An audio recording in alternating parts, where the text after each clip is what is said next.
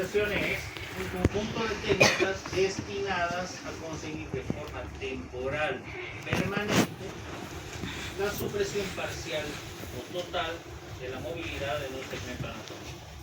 ¿Ya? Partiendo de ese concepto, indicamos también de que es la carta de presentación. Es la carta de presentación de todo ortopedista, de todo traumatólogo. Porque obviamente uno tiene que ver de que esté bien inmovilizado y de que aparte incluso llegue a ser hasta estético, ¿no? Toda inmovilización puede llevarnos a diversos trastornos circulares, nerviosos, ¿ya? Como edema, rigidez articular, pero muchos de estas inmovilizaciones nos sirven como tratamiento definitivo o también como tratamiento parcial de fracturas o algunas veces. ¿Cuál es el objetivo principal de las inmovilizaciones? El principal objetivo de las inmovilizaciones es la analgesia, quitar el dolor, ¿ya? Si un paciente pues, nos indica de que después de la inmovilización que le hemos hecho ya no tiene dolor, entonces podemos decir que la inmovilización está bien hecha. Otro, al bajar el dolor, pues también nos ayuda a disminuir la inflamación, a mantenerlo quieto, ¿ya? Buenas cosas. Luego, al bajar la inflamación vamos a prevenir también daños en partes blandas. Si hemos realizado alguna inmovilización o alguna reducción de alguna fractura, vayan anotándose, por favor, ya, nombre y firma. Pues también nos ayudará a mantener esas reducciones. Y finalmente, pues si hay un compromiso vascular y nervioso, nos ayuda a controlarlas, ¿ya? Los tipos de inmovilización los vamos a determinar, uno dependiendo de la firmeza de la inmovilización que nos dé. Hay tres tipos. Uno, en los sistemas inestables, que estamos hablando de vendajes directamente. Los sistemas semi-estables, que son sindactilias, férulas. Y los sistemas rígidos, que ya estamos hablando de los yesos. ¿Okay? Sistemas inestables, pues, como veíamos, solamente vendajes de algodón, de crepón, algodón y nada más. ¿Ya? Sistemas inestables, en casos en los cuales encontramos algunas ortesis que son parte maleables, parte rígidas, en los cuales nos van a dar ligera movilidad del miembro afectado, pero aún así nos van a dar una estabilidad. ¿Ya? En esto tenemos, por ejemplo, las férulas digitales, las férulas ortopédicas que han debido ver, hay ya demasiadas en el mercado, pero también las sindactilias, en las cuales nosotros utilizamos el dedo sano como una férula biológica para curar o mantener la reducción en un dedo traumático. Los sistemas rígidos que ya habíamos visto, yesos de diferente longitud y que vienen de un área a otra, y de eso dependerá el nombre y su función, que lo vamos a ver más adelante. Las generalidades. ¿Cuáles son los principios básicos de la inmovilización? Son tres, ¿ok? Tenemos uno, que es la contención, que de preferencia siempre, si yo quiero tratar una articulación, tengo que tomar la articulación proximal y distal a esta, para inmovilizar totalmente. Los tres puntos de apoyo, adelante, atrás, a un lado, al otro y de forma transversal. Tengo que tener siempre tres puntos de apoyo en los cuales yo aseguro de que ese sector anatómico no se va a mover. ¿Ya? Y estoy realizando la inmovilización.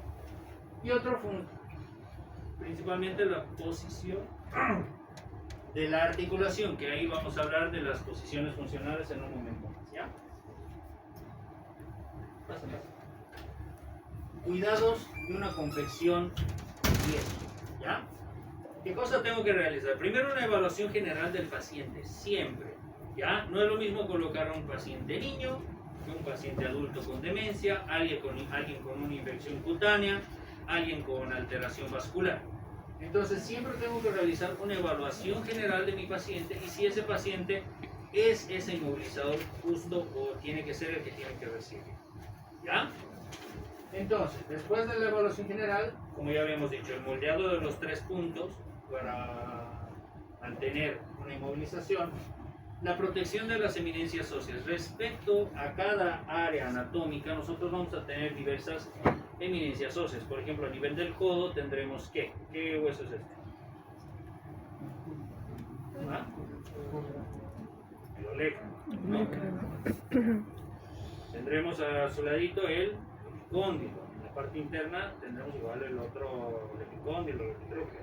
Entonces, Estas eminencias óseas, si yo no cubro de la forma adecuada, son más propensos a hacerme escaras por presión.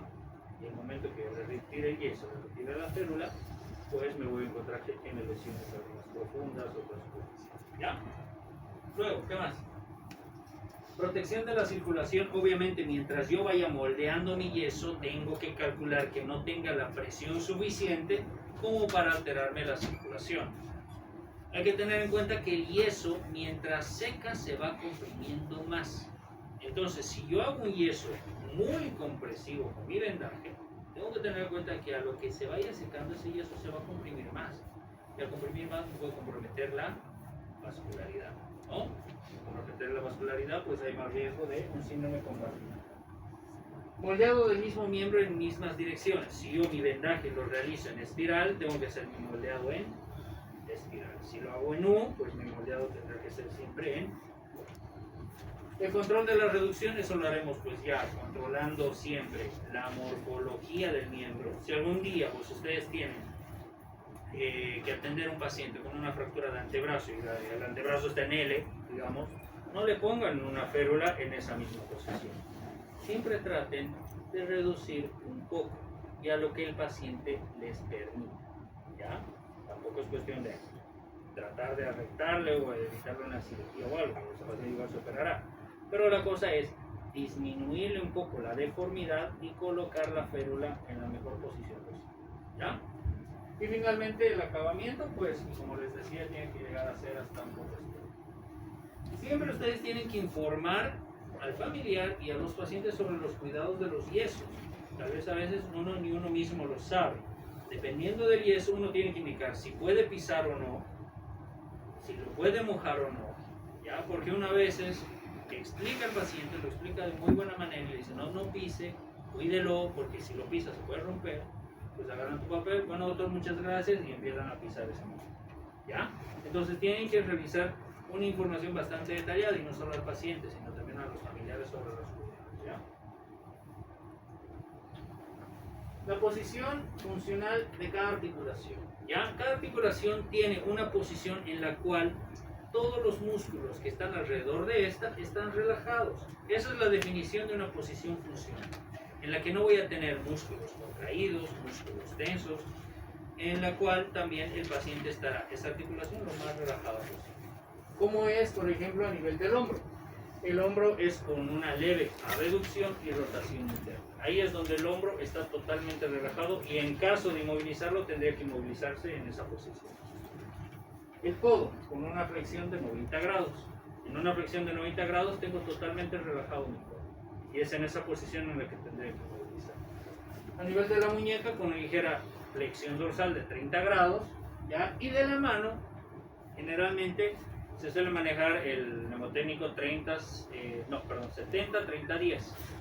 70 grados de la articulación metacarpofalángica, 30 grados de la interfalángica proximal y 10 grados de la interfalángica distal. Y con el dedo pulgar neutro. Entonces, si se dan cuenta, la posición funcional de la mano es como si estuviéramos agarrando una lata de refresco o de cerveza. ¿Ya? Entonces, esa es la posición funcional. ¿Ok? A nivel del pulgar, pues igual, lo que les decía, entre la abducción y entre la flexión palmar, también es ahí la posición funcional. En la cadera, la posición funcional de la cadera son 10 grados de abducción, de 20 a 45 de flexión, una leve flexión, con 30 grados de flexión está bien. Y a los 15 grados de rotación externa. Esa es la posición funcional en la que está relajada la cadera. La rodilla, algo muy importante, las rodillas nunca tienen que inmovilizar en extensión completa, jamás, ¿ya? Siempre tiene que venir con ligera flexión, se dice de 15 a 30 grados. Ahora vamos a ver más adelante. Y la sindactilización de los dedos, la posición funcional es aquella en la que nosotros apoyamos con el dedo sano y esta inmovilización pues a la que quede, siempre obviamente orientada a los hechos lineales. Esa es la posición funcional del dedo. El retiro del yeso, vamos a manejar 3 tipos, ¿ya? Uno, que de manera general se va a decir de que todos los yesos no se pueden sacar de 4 a 6 semanas. ¿Está bien?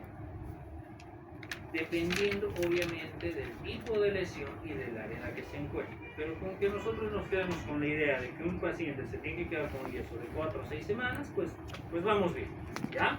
Obviamente en algunos casos será menos y en otros será muchísimo más. Por ejemplo, en la columna vertebral, pelvis, indica pues, que vienen de 3 a 4 meses de inmovilización, ¿ya? O sea que depende mucho del área. Con que ustedes que se queden con una idea de que un yeso a las 2 semanas es temprano sacarlo, pues está bien, ¿ya? ¿Y lo sacamos con qué? ¿Saben qué es eso? Una sierra, pero ¿qué tipo de sierra? ¿Ah? Quirúrgica. Una sierra oscilante. ¿Ya? Una sierra oscilante para retirar yeso. Esta sierra, ¿qué es lo que realiza? Realiza movimientos oscilatorios, ¿ya? Mínimos, pero ¿qué es lo que hace? En superficies duras, pues lo que hace es cortar sin dañar las partes blandas. Entonces ustedes, si algún momento llegan a retirar un yeso, tienen que comunicar al paciente, porque es obviamente un poco traumante que uno venga con una sierra sonando fuerte y directo al brazo. La mayoría de los pacientes se asustan, lo alejan y dicen, ¿qué es eso?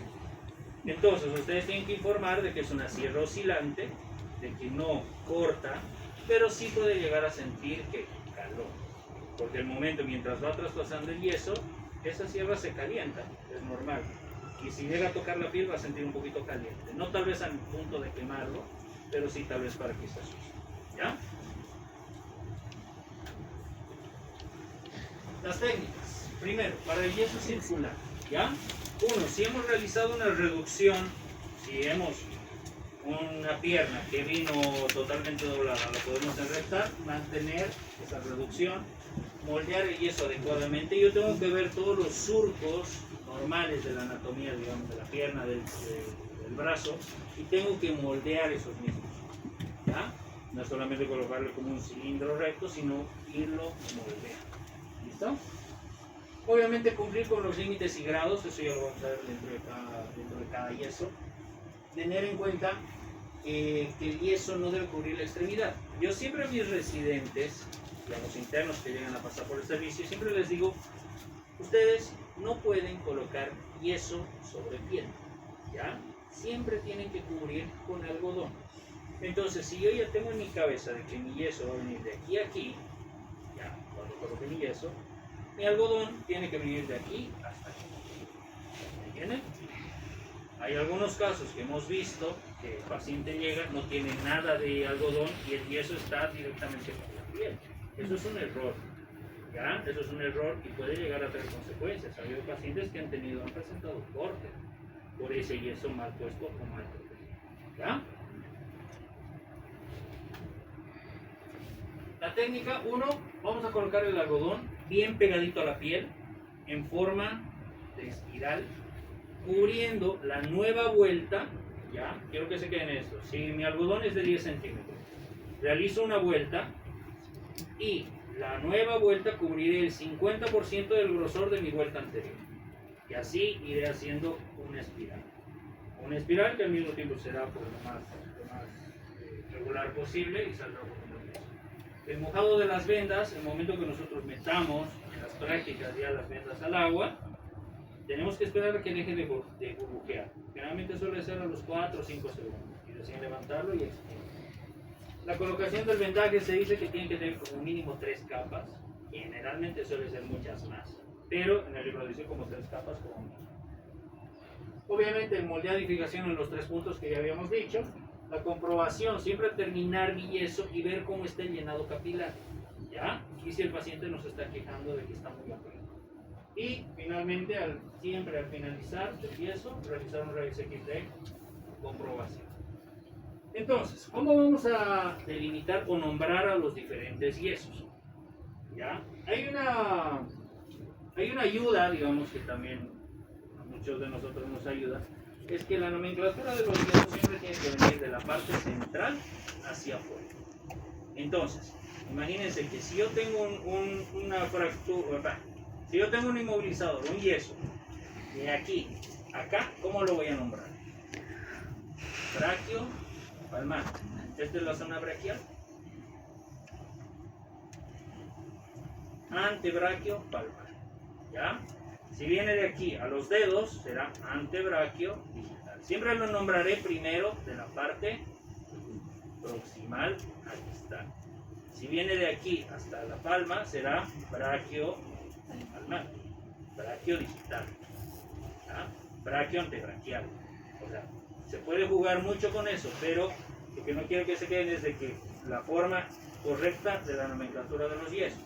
¿Ya? Si viene de la zona crural o de la zona inguinal hasta la parte de los maleolos, pues será una inguino-maleolar o inguinopédica en caso de venir hasta aquí.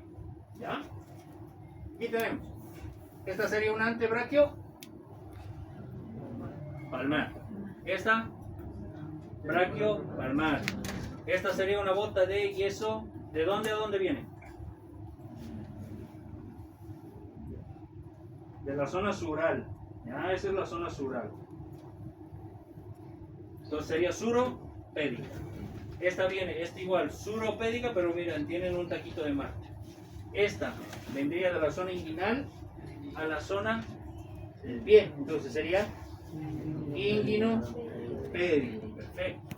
Esta viene de la zona inguinal a la zona maleolar. Entonces sería una inguino-maleolar. Ahora, algo importante que tienen que saber es de que las férulas, ustedes, por favor, limítense el momento de la inmovilización. Y les podría decir hasta con seguridad, nunca pongan un yeso, ¿ya? De estar seguros de que no va a haber complicaciones, ¿ya? Ustedes en su práctica de medicina, digamos, general, abóquense a ponerse férulas. Si viene un esguince, una fractura conminuta, una fractura desplazada, lo que sea, necesitan que conozcan colocar férulas. ¿Ok? ¿Por qué? Porque la férula es un tipo de inmovilización que semiestable. ¿Ya? Semiestable, en lo cual se realiza mediante capas de yeso que suelen venir en la región posterior del miembro afectado. ¿Ya? ¿Y esto qué cosa nos va a dar? Nos va a dar cierta elasticidad. ¿Por qué? Si yo pongo un yeso rígido, duro, en toda la circunferencia del miembro, ¿y qué pasa si ese miembro se hincha? Se dematiza. No va a tener por dónde salir ese dedo. ¿Entiendes? Y es totalmente rígido. El yeso se pone durísimo como piedra. Entonces, si ustedes colocan y saben colocar una férula, le están inmovilizando al paciente, le están quitando el dolor y al mismo tiempo tienen un sistema semiestable, ¿ya? Que tendrá una capacidad para expandirse en caso de que esa rodilla se hinche.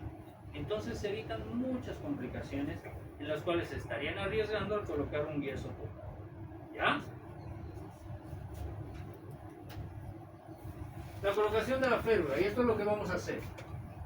El material que vamos a necesitar, algodón laminado, vendas de gasa y también las vendas de 10 o de 20 centímetros. Obviamente la inspección y la colocación, viendo los niveles, y en un momento veremos los niveles que tienen que seguir. La colocación del vendaje en el agua, que ya lo hemos dicho unos 4 o 5 segundos, se estruja, se mide bien y finalmente se coloca. ¿Ya? Todo esto lo haremos tal vez este día sábado, ya veremos. ¿Qué tipos de férulas puedo colocar? Férula en U, que está destinada a fracturas diaficiarias de húmero y a fracturas de húmero, sí, y a fracturas de húmero proximal. Este tipo de yeso o este tipo de férula en U, también se llama férula en confitero. ¿Ya? Eso es otro nombre.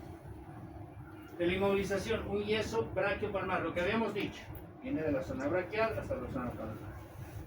Este es el tipo de férula o yeso, ¿ya?, que más tal vez se realiza en la práctica médica general. ¿Por qué? ¿Cuál es una de las fracturas más comunes que hay? Fracturas de muñeca, ¿ya? Y nosotros lamentablemente vemos que algunas fracturas de muñeca vienen inmovilizadas hasta aquí, ¿ya? Y al paciente le duele y le duele y duele. Entonces, ¿qué es lo que hay que realizar? Tener en cuenta qué articulación quiere inmovilizar. La muñeca, ¿qué tiene? Flexión y extensión, ¿no? Flexión y extensión. ¿Qué movimiento más tiene la muñeca? ¿Qué se llama esto? cronosupinación, ¿no? Cronosupinación. Entonces, yo al colocar una férula antebraquiopalmar, obviamente estoy inmovilizando mi flexoextensión. Pero el paciente, ¿qué creen que va a poder realizar? Va a cronosupinar y eso le va a doler. Entonces hay muchos pacientes con fractura de muñeca que dicen, ¿por qué me estoy movilizando hasta acá? Entonces, ellos no tienen por qué saber, pero sí ustedes, ¿ya? Entonces, una muñeca siempre se inmoviliza con una braquiopalmar. El otro, el miembro superior, tenemos la fractura de escafoides, ¿ya? Tenemos que ver los límites proximales y distales. Proximales, la articulación interfalángica distal, el límite proximal de 4 a 5 centímetros por debajo de la articulación, ¿ya? El codo puede quedar en aumento porque está libre, ¿ya? Y la articulación de la muñeca, como habíamos dicho, siempre en ligera extensión, ¿ya? Luego, la férula antebraquiodigital. Quiero que se queden con la idea de que ¿cuándo voy a poner una férula digital? Solamente digital. Cuando esté afectado la falange 2 o la falange 3, ¿ya? Si está afectada la falange 1, siempre tendré que poner una férula dígito palmar, ¿ya? ¿Quién no ha puesto tal vez un palito? Alguien que se ha golpeado el dedo y le ha puesto un palito, ¿no? Un palito de lado y ahí está.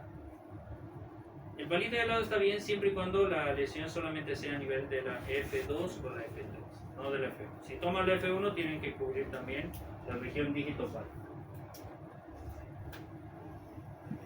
Esto es miembro inferior. ¿Qué habíamos dicho?